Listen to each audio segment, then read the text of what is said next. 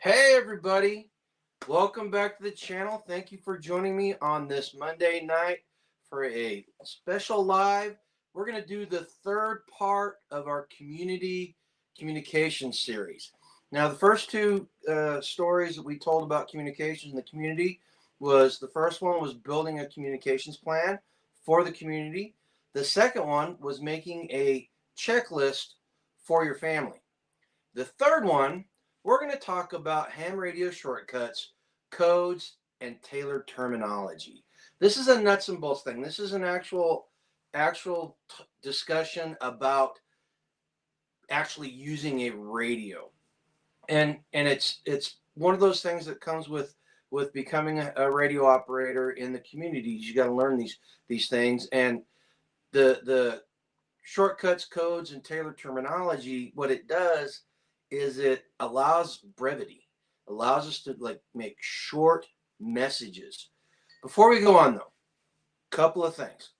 Number one, if you're new to the channel, watch this live all the way through. If you're watching it on rerun, watch it all the way through. And if you like this type of content, go ahead and hit the subscribe button. Come join the Grumpy Acres family. We like talking about community, self-reliance, food independence, escaping the system and starving the beast, and just a whole bunch more stuff. It's just an eclectic range of things, and it's a great community. Second thing is, if you got any questions and you want me to answer these questions, go ahead and put them in capitals so I can see them in the chat. Not that I think there's going to be a lot of chat traffic going on, but you never know. We might hit it big on this one. Lastly, I hope everybody had a great Christmas. We took last week off, did not do any videos. The grandkids came up. It was just a really nice week. Weather was nice, and I hope you guys had a safe and good Christmas.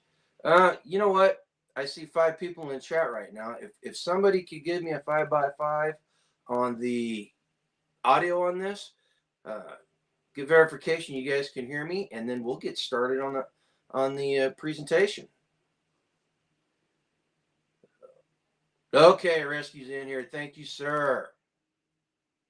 All right, let me pull up the presentation, and we'll start talking about it.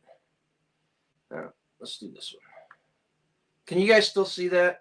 Is that too small, or do I need to go back to that bigger one? We're gonna go back to that bigger one. Yeah, it's easier for you guys to see. Okay. The objective of this presentation is to give you guys, help you learn about the NATO phonetic alphabet, common verbal shortcuts, cue codes, and tailored terminology for nets, contests, and emergency operations. By the end of the presentation, you'll be able to demonstrate a clear and effective ham radio communication practices. All right. Next one. First thing we're going to learn about is the NATO phonetic alphabet. Now, what a phonetic alphabet is, it's assigning a word to a letter. That way, if you need to spell something out, you can spell it out phonetically so that the other person can understand it. And one of the reasons why this is important, especially with the NATO phonetic alphabet, is you're dealing with about 27 different countries, 27, 23, 27. You're dealing with a whole bunch of different countries where English is not necessarily the primary language. They needed a common code. Now, if you live in America and you're dealing with fire agencies or police agencies or any other civilian type of agencies, chances are you're going to see a variation on this. You're going to see them using different words. I know they like using boy for the letter B and other ones. And while this is okay, the NATO phonetic alphabet is probably the most widely known, what with veterans and different countries using it. So this is the one that I would suggest that you learn. All right, and I'm not going to go through that. You guys can see this. I'm going to put a Word document into the community notes tomorrow so that you guys can download it off of Google Docs so you can see the presentation. Yeah, see, Hogs says they know the law enforcement phonetic. And I always have to, to stop and think about what they're saying whenever I hear them start using these different phonetic alphabets. Okay, the next one. Now, it says phonetic alphabet, but we're also talking about numbers here. And as you can see in the list right there, it goes 0 through 9, and there's some special ways you have to say these. So the digit 0 is pronounced 0. You never say O, because that way you might get confused with the letter O. You can see the pronunciation of 1. You're doing a hard W, 1. The letter 3 is pronounced tree, Tree, because that TH sound can confuse people over the radio. 4, forward. You're turning it into a 2-syllable word. That way it's easier to understand. And the other one is niner. Niner. You want to use the word niner instead of 9.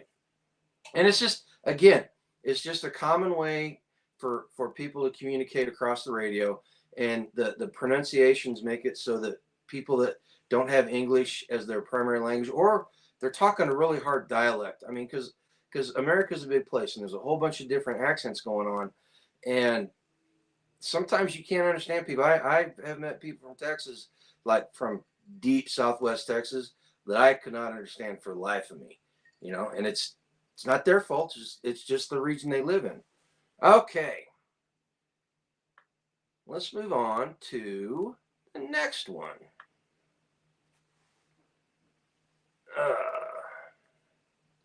Okay, what we have here are common verbal shortcuts.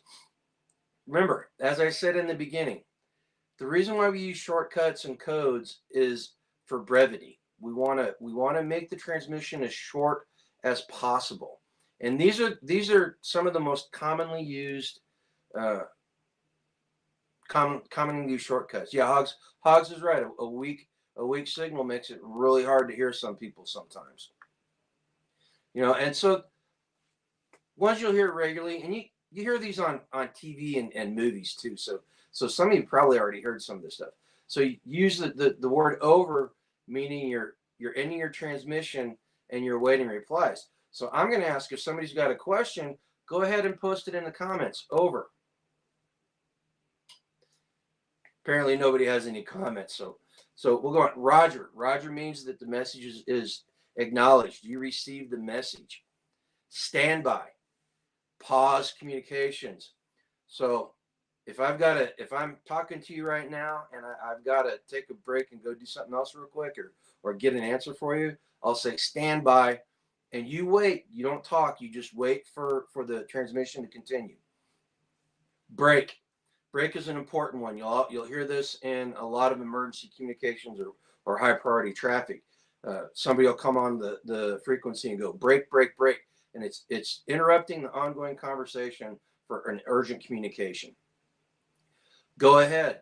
That means you're ready for the other station to transmit. So if somebody comes in and goes break, break, break, and gives you their call sign, you go, this is so and so.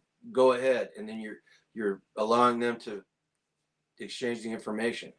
73, best regards. This is how you say goodbye to people. If you're signing off a communication, just 73, and then you're out of there. And finally, rag chew. A lot of the younger people, like when I say younger people in the ham radio community, I'm talking people my age, 58 to 55, 58 years old, around there. We're the young guys in the community now. A lot of us, I don't hear a lot of us use this, but if you get on a frequency with a lot of old timers on there, they will use this terminology for rag chew, which means they're not discussing anything important. All right. Hey, we got some new people that stepped in. I see Joseph G stepped in, and Brian Griffin stepped in. Can't Squatch. Hi G Homestead.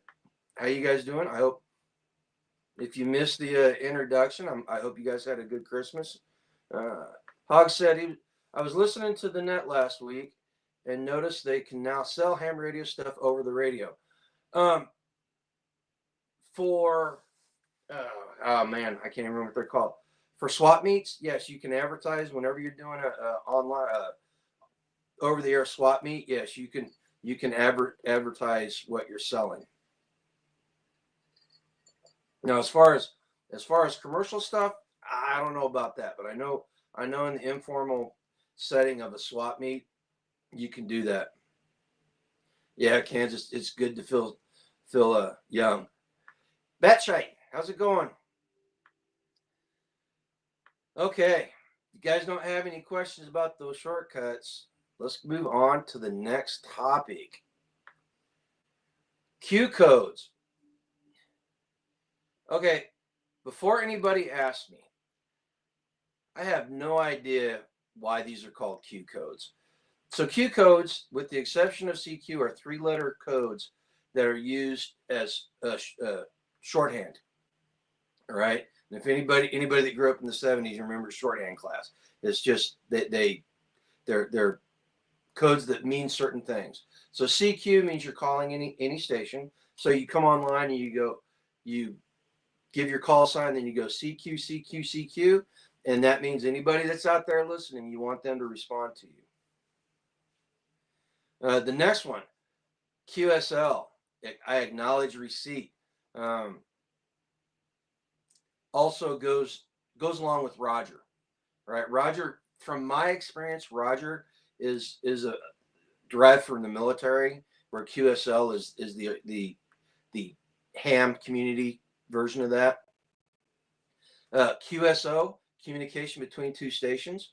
QRZ, who's calling me? So if you hear somebody out there and you don't recognize who they are, you go QRZ, and they can introduce themselves. The next one, QRN, you're getting static interference. This is remember, just up the comment section. Hogs was talking about a weak signal. Another one that causes problems is interference. You get lots of atmospheric interference. QRT, stop transmitting. If somebody's overriding your signal, or they're getting onto a restricted band, people will say QRT. Tell the person that's doing it to stop transmitting. And the last one is QRO or QRP, high power operation or low power operation. This is you're telling the other station what mode you're in, so that they know how far and how strong your signal is. Yeah, Hogs, learning the Q codes. I don't know a lot of people that use them, but you will run into people that do. So it's always good to know them. And there's a whole bunch more. If I remember correctly, there's something like 30 of them. And so you can go really deep into it if you want. These are the ones that I ran across. I'm like, okay, I've heard these before, and I know what they are. Yeah, shorthand. I don't know if they teach it in schools anymore, but it'll definitely age you. Okay, next one. The next one is emergency communications codes. Important here. You see that in red. I can't talk. Emergency communications always take priority. One of the primary responsibilities of the ham radio operator is to provide assistance whenever it's needed in an emergency situation. That's what a lot of these organizations are set up for. The ARL, the AMRON, they're set up to pass on emergency communications in time of need.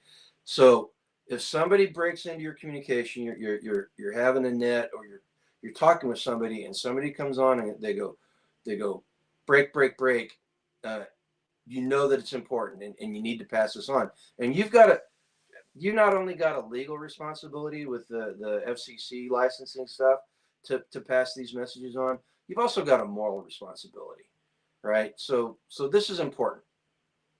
Again, you guys probably heard some of these in movies and TV. Hey, local prepper, we are talking about ham radio shortcuts, Q codes, and tailored terminology. And we've already gone through the phonetic alphabet, and we've gone through the Q codes and regular regular codes. Now we're getting into some of the more tailored codes. This is emergency communication shortcuts. First one, Mayday. Mayday. You hear this all the time. That's a distress signal. You say that whenever you're in distress. Next one, priority traffic, but non-threatening. So you go break, break, break, priority traffic. People know that it's important, but nobody's life is in danger. All right. Health and welfare. These are status updates. This is letting people know how things are on the transmitting end of the communication. All stations stand by. That's a pause all. That's everybody stop talking and listen to what I'm going to say. All right, I need the frequency. Copy is acknowledged. It's just like the Roger. And the last one is emergency traffic. So if somebody comes on and says break, break, break, emergency traffic, this is life threatening. This is somebody's life is in danger, and you need to make sure that you pay attention and you get the information written down properly and you pass the message on. Okay. So CD, Mayday, Mayday. I need cookie milk stat. I think I'm learning something. You know what? That's a good way to do it if you're talking to the cookie meister. All right, the next one. I know we're running through this really quick, guys. If you have any questions, please speak up. Like I said, anybody that came in late, I'm going to put the Word document that I derived all these slides off of into the Google Docs and put the link out on the community page tomorrow morning, so you guys can just download this and listen to it yourself. Yes, thank you very much, local prepper. You guys hit that thumbs up. Let Google know you like this type of content, because when you do that, it doesn't just help me, it helps everybody else that does this type of content. The next one is net terminology. Now we talked about it. We talked about it last time we had the discussion on the family checklist. A net is an organized gathering of radio operators where they're passing on information and sharing status reports, and they're structured and usually on a set time. In emergency circumstances, these nets are going to be crucial, because you don't want to have your radio on constantly just out there listening to what's going on. You want to know, okay, at 1500 every day, I turn my radio on for 30 minutes. The net's going to come up, and anybody that's available to check into that net, then they'll be there, and we can pass the information on. Okay, net control. Net control is the operator managing the net. You've always, on any organized net, you've got a net controller, and what they'll do is they'll open the net and they'll run check-ins, and then basically the person that's running the meeting, if you will. All right, check-in. This is announcing your presence. So the net control operator will say something along the lines of standard format for this part of the net is you ask for short timers and mobile operators, people that are only going to be there for a short amount of time, or they're on a mobile. They might accidentally drive out of the coverage area, so you want them to check in first. So you go short timers and mobile operators check in. Once they're done, you go net members check in, and once the net members check in, then you allow people that are not net members but are listening to check in, so you can see who all's on your net. And the net operator, one of the responsibilities for running the net is you write down everybody's call sign that checked in, and you put a brief status on how they are, if they had any traffic or not. All right, again, there's that. I keep using the word traffic. That's a message to pass. If you're gonna be part of a net, you should have your information ready to go before you get on the net. All right, you have it formatted. You get in there. Remember, brevity. Brevity is always the thing whenever we're talking about emergency operations and practices and stuff. Hey, All American Prepper. Hope you're feeling better.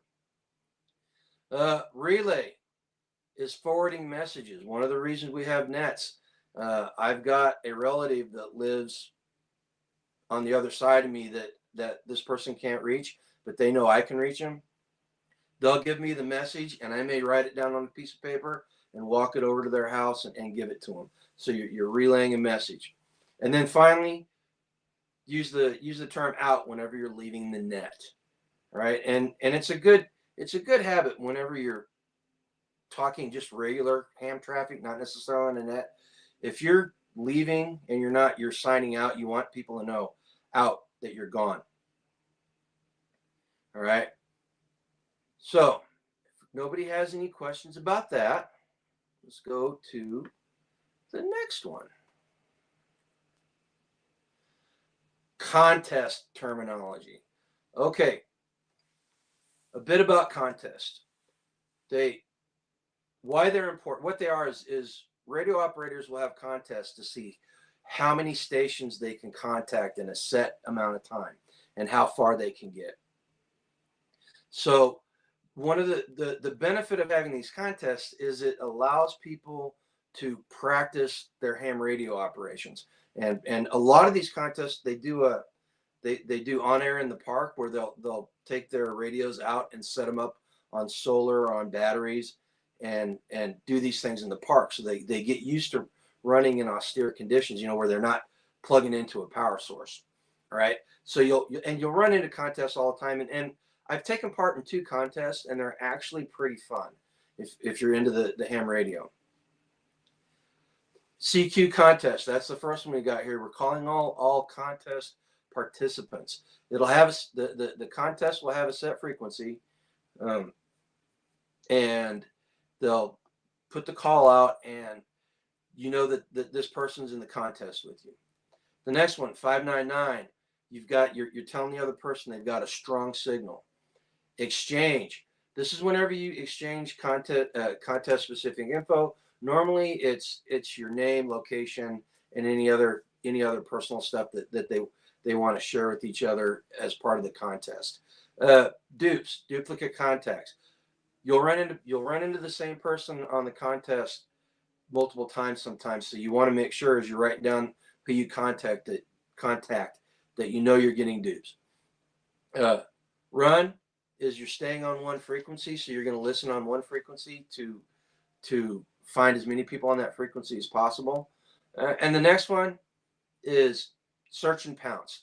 This is whenever you tell somebody I'm going to search and pounce. So you start turning the tuning knob to different frequencies, and as soon as you hear somebody, you jump on the frequency and you get their contact information. Simple stuff, but it goes a long way to helping people hone the craft of using a radio. No, Gregory, I can't say that I've ever used pan. I'll have to look that up. I've heard of it, but off the top of my head, I cannot remember what it is. All right. Finally, the conclusion. Oops. Where is it? Oh, I was doing so good. Doing so good. Bear with me.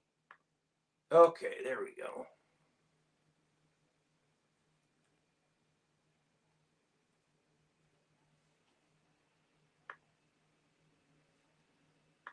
Okay. Finally, the conclusion.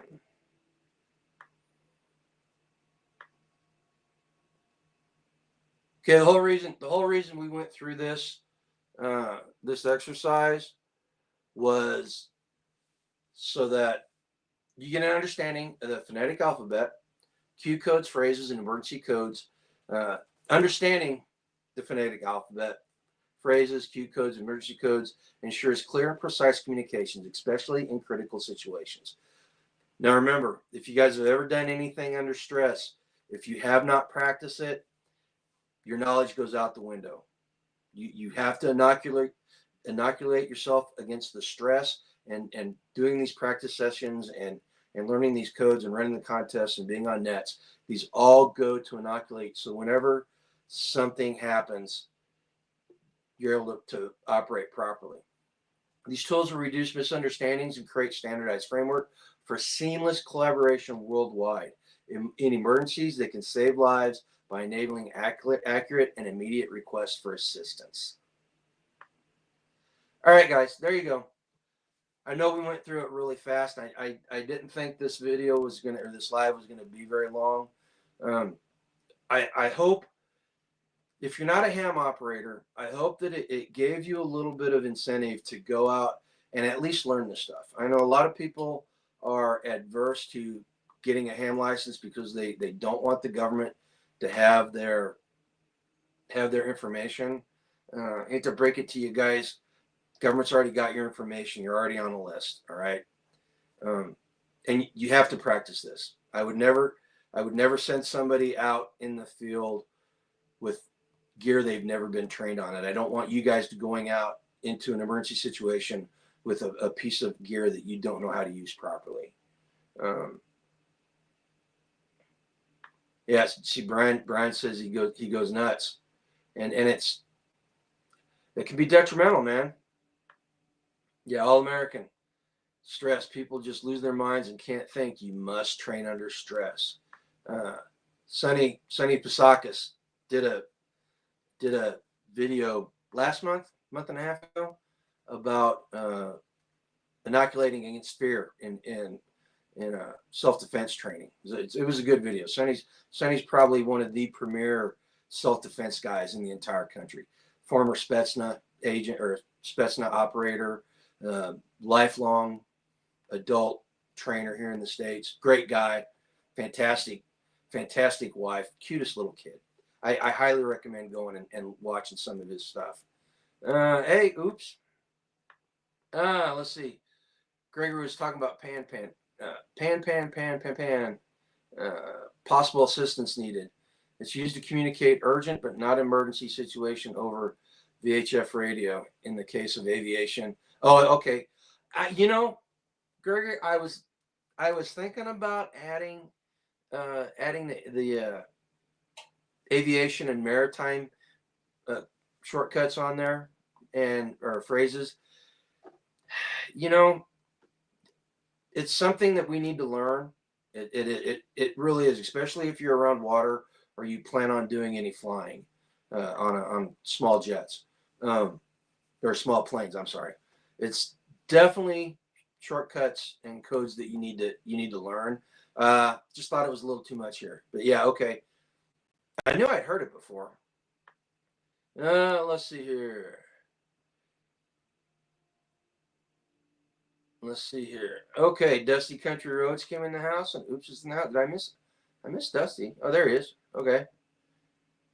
You guys are gonna have to go back and watch the rerun and see the whole thing so you can learn about all the codes and stuff. Well, that's about it for the video, guys. I hope you enjoyed something. I hope it got you. If you're a ham operator, go out and learn this stuff, practice it. We did a mock net using Discord last 2 weeks ago. I think I talked about it on our live, right, the one before Christmas week, and it turned out to be a fantastic tool. So if you can run, if you got a bunch of people that don't have ham licenses, but you want to learn the mechanics of talking on the radio and all this stuff, go on Discord and use that. We also use an app called Zello, which gives you push to talk on your phone. It's a great way to do it.